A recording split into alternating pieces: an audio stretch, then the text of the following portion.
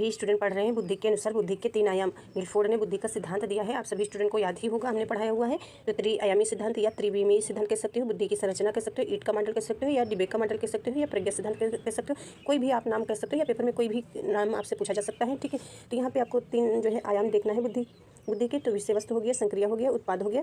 तो यहाँ पे आपको सबसे पहले देखना है मूल सिद्धांत। ठीक है, जो मूल सिद्धांत है इसमें 120 कारक बताए गए हैं जो आपके पेपर में पूछा जाता है। ठीक है, तो यहाँ पे देखना आपको है 4 विषय वस्तु हो जाते हैं। ठीक है, ये आपका लिखा हुआ है, इसको आप पढ़ लीजिएगा। इसके बाद आपको देखना है ये यहाँ पे संक्रिया दिया गया है, तो संक्रिया 5 होती हैं। ठीक है, और उत्पाद जो है 6 होते हैं। तो ये सारे जो है लिखिया हुआ है, आपको देख लेना है। ये कारक या तत्व कह सकते हो। तो 4 × 5 × 6 हो जाएगा, टोटल मिलाकर के 120 कारक हो जाएंगे। मूल सिद्धांत में आपसे पूछा जाए तो आंसर देना है 120 कारक है, या किसी भी प्रकार से पूछा जाए तो आप कर ले जाएं क्वेश्चन।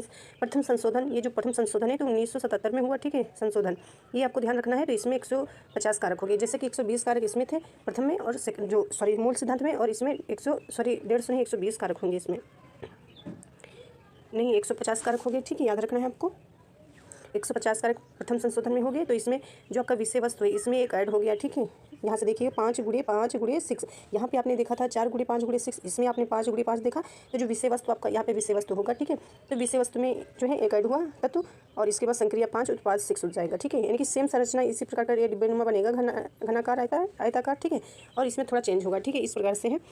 तो इसके बाद जो द्वितीय संशोधन होगा तो ये जो है 1980-88 में हुआ। ठीक है, द्वितीय संशोधन तो 180 कारक इसमें बताए गए, ये 180 कारक हो गए। ठीक है, तो जो संक्रिया है तो संक्रिया 5 ही हो जाएंगी। ठीक है, और सॉरी विषय वस्तु, ये विषय वस्तु हो जाएगा, तो विषय वस्तु 5 हो जाएंगे और संक्रिया जो है 6 हो जाएंगी, यानी कि 5 संक्रियाएं थी। ठीक है, इसके बाद जो है 6 हो गई। ठीक है, उत्पाद 6 हो गए। तो इस प्रकार से आपको समझना है, जैसे कि यहाँ पे देख सकते हैं जो मूल आपका सिद्धांत है, मूल रूप सिद्धांत है। ठीक है, तो 120 कारक हो गए। ठीक है, इस प्रकार से फिर प्रथम संशोधन जो हुआ। ठीक है, तो इसमें जो है ये देख सकते हैं 150 कारक है, यानी तत्व ये आप देखिएगा, यानी चेंज हुआ। ठीक है, और फिर जो द्वितीय संशोधन हुआ तो इसमें 180 कारक हो गए। तो 5 × 6 × 6 180 कारक हो गए। तो चेंज क्या हुआ इसमें, तो यहाँ से ये आपको जो है याद कर लेना है। ठीक है, ये इतना। फिर इसके बाद आपको क्या करना है, ये जो विषय वस्तु यहाँ पे दिया गया इसमें एक ऐड करना है तत्व। ठीक है, सांकेतिक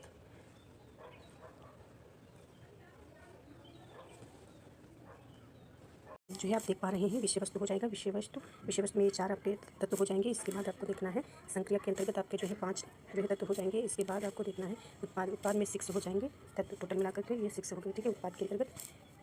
इसके बाद देखना है चेंज जो हो, यहाँ से देख पाएंगे आप, ये विषय वस्तु संक्रिया उत्पाद, तो ये आपका प्रथम मूल सिद्धांत हो गया 120। फिर आपका सेकंड हो गया जो आपका दृश्य का एक ऐड हुआ 5। ठीक है, इसके बाद स्मृति आलेखन आपका बढ़ा, यानी कि ऐड हुआ तत्व, तो ये 180 कारक हो गया वर्तमान में। ठीक है, इस प्रकार से आपका आंसर हो जाएगा, याद कर लीजिएगा आप सभी स्टूडेंट। Thank you.